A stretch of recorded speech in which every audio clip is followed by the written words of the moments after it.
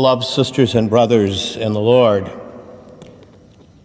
most youngsters at some point in their lives are afraid of the dark.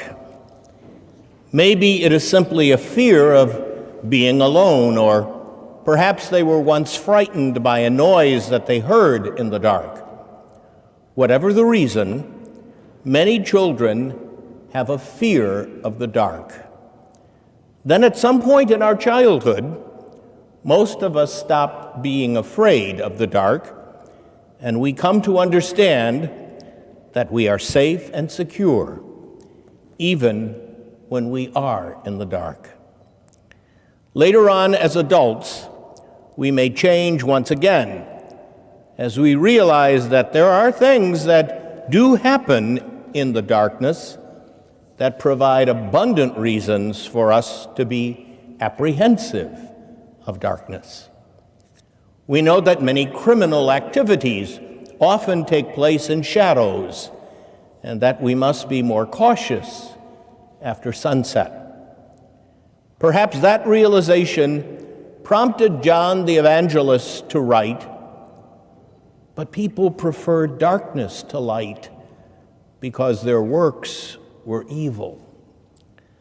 The Gospel of St. John is quite preoccupied with this prominent imagery of darkness and light. Nicodemus, you will remember, first came to Jesus in the dark of night because he was afraid to be seen as his disciple in the daylight. When Judas leaves the upper room to go and betray Jesus, John writes simply, "It was night."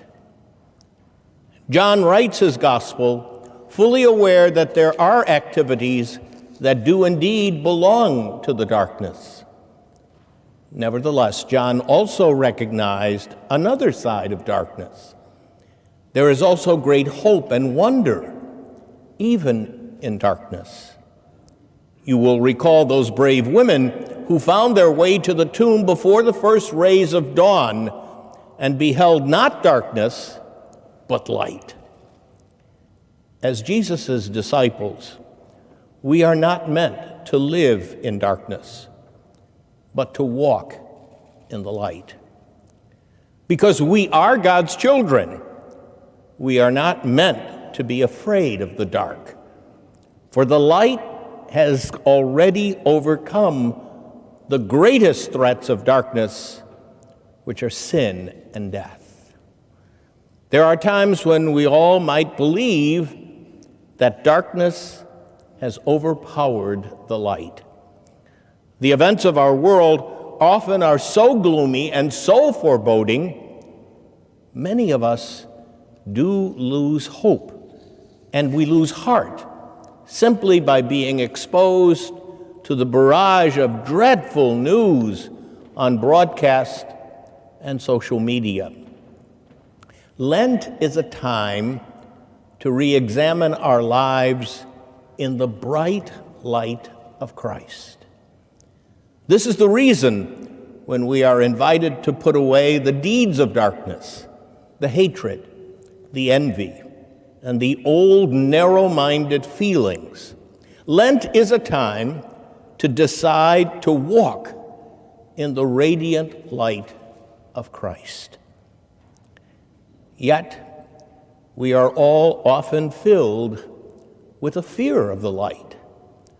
We all know that there are things within our own lives that are not pretty, are not attractive, and are not righteous. A traditional and wise practice of the Church during Lent is to invite the faithful to the sacrament of reconciliation. We are called to put aside the deeds of darkness and to be reconciled as children of the light that we are called to become.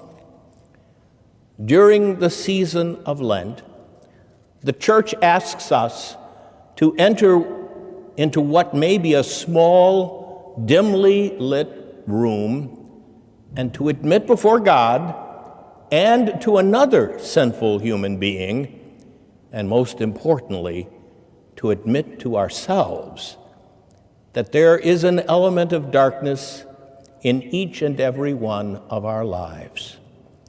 We do so with a little fear, for God has invited us all out of darkness into his own wonderful light.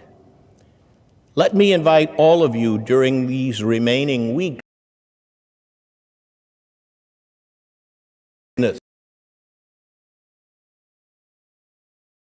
especially if you have been away from the sacrament for a long period of time.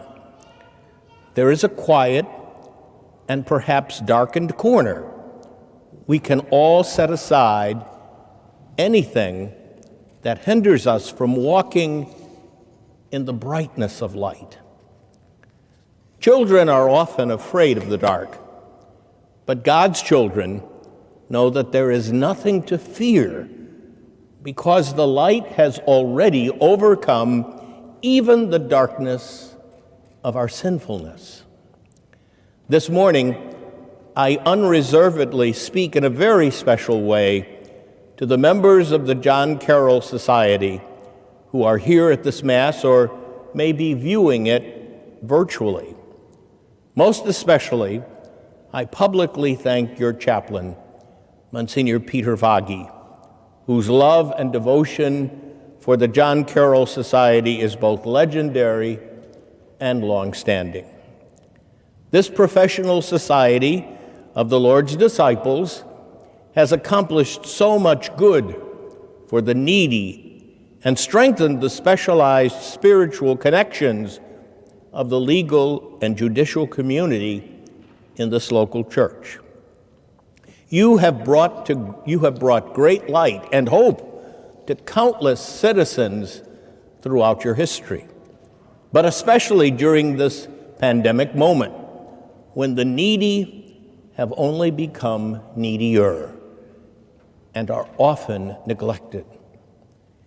At today's Rose Mass, the John Carroll Society has decided to recognize and honor a number of healthcare servants whose generosity and dedication have enriched the lives of countless hundreds in our local church.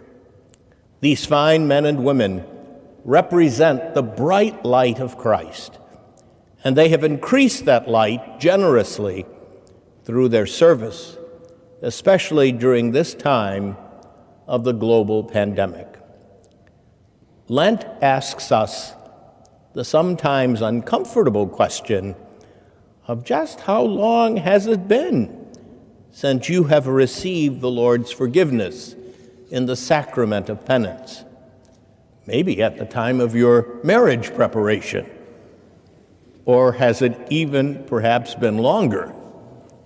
Maybe there is no great sinful darkness in your life, but only the annoying shadows that obscure the light of Christ. Even those shadows need to be banished so that all of us can walk in the brightness of the light of Christ, with hope in our hearts and in our futures.